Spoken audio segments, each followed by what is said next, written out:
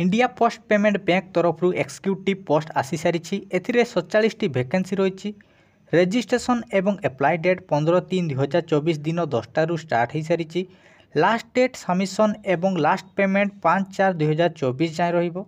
As देखा गले 1/3/2024 सुधा 21 ରୁ 35 वर्ष रही। जेनेराल रे 21टी पोस्ट रही। ईडब्ल्यूएस रे 4टी पोस्ट रही। ओबीसी रे 12टी पोस्ट रही। एससी रे 7टी पोस्ट रही। एसटी रे 3टी पोस्ट रही। ओडिशा रे टोटाल पोस्ट देखा गले गोटे रही। क्वालिफिकेशन रे जेकोसी ग्रेजुएट रही। सिलेक्शन प्रोसेस पर्सनल इंटरव्यू रही। सैलरी देखा गले मासकू 30,000 टंका रहिबो। एप्लिकेशन फी एससी एसटी पीडब्ल्यूडी 150 टंका रहिबो एवं अन्य कैटेगरी 750 टंका रहिबो।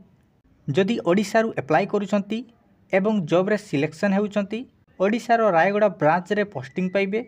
जेउ माने इंटरेस्टेड अछंती कमेंट रे लिंक अछि सेथिरे जाई आवेदन करंतु एवं जेउ मानकर पोस्ट रे डाउट रहिछि कमेंट रे नोटिस अवेलेबल अछि ताहा रीड करंतु।